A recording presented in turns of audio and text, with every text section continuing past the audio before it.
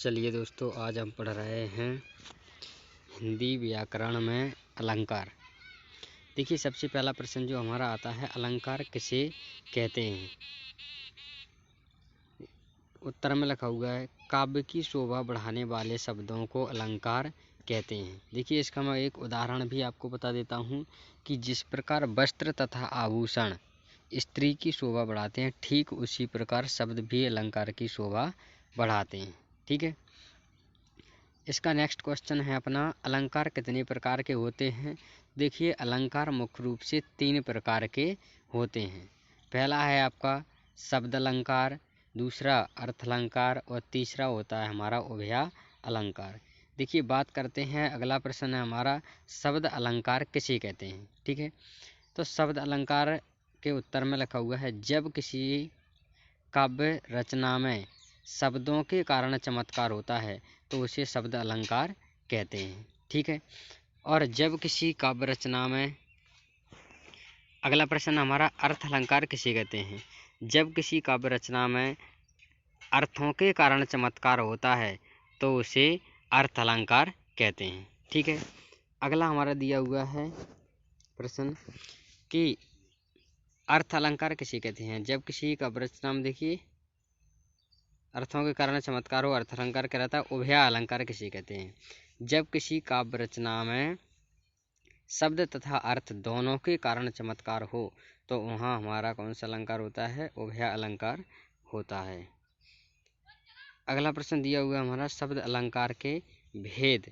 शब्द अलंकार कितने प्रकार का होता है, शब्द अलंकार के कितने भेद होते हैं। तो देखिए, इसके वैसे और भी भेद होते हैं, इसके 6 भेद होते हैं, लेकिन फिलहाल जो कक्षा 10, 11, 12 की ग्रामर में जो है लगभग 3 प्रकार बताए जाते हैं, इसलिए हम 3 प्रकार पढ़ेंगे। पहला होता है अनुप्रास अलंकार, दूसरा होता है हमारा एमक अलंकार और तीसरा होता है हमारा शैलेश अलंकार। पहला होता है अनुप्रास, दूसरा होता है एमक और तीसरा होता है शैलेश अलंकार।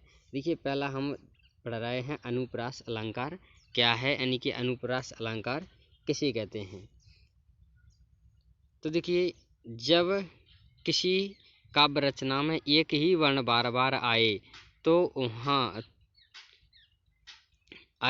अनुप्रास अलंकार होता है। उदाहरण जैसे, चारू चंद्र की चंचल किरणें खेल रही थीं जल थल में, स्वच्छ चांदनी बिछी हुई थी आकाश और अंबर तल में। यहाँ देखिए, चा वर्ण की बार बार आवृत्ति हो रही है, इसलिए इसमें हम कहेंगे अनुप्रास अलंकार होगा।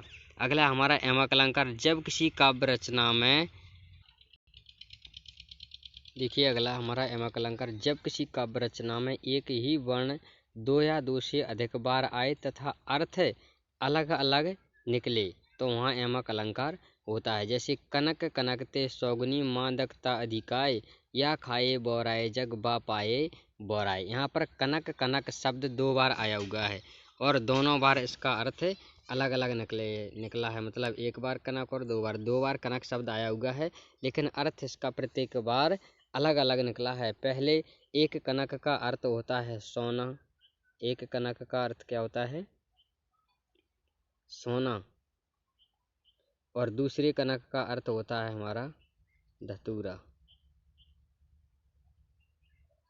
धतूरा, एक का अर्थ होता है सोना और एक का अर्थ होता है धतूरा।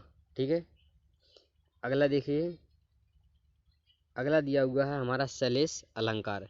जब किसी काव्य रचना में एक ही शब्द के भिन्न भिन्न अर्थ निकलें तो वहाँ शैलेश अलंकार होता है। अर्थात जब शब्द एक ही हो लेकिन उसके अर्थ एक से अधिक यानी कि भिन्न भिन्न अर्थों हों, तब उसे हम क्या कहेंगे, शैलेश अलंकार कहते हैं। उदाहरण जैसे, रहमन पानी राखिए बिन पानी सब सून, पानी गए न उबरे मोती मानस चून। यहाँ पानी शब्द बार बार आया है शब्द एक ही, लेकिन एक ही पानी शब्द के अर्थ भिन्न भिन्न हैं, इसके मतलब अलग अलग कई अर्थ हैं। पानी यानी चमक होता है, पानी यानी स्वच्छ भी होता है, और पानी के और भी कई अर्थ निकलते हैं। ठीक है, चलिए दोस्तों, यदि वीडियो पसंद आए तो लाइक करना, शेयर करना और अपने दोस्तों को कमेंट करना, ताकि सभी इस वीडियो का देख सकें या लाभ ले सकें। Thank you.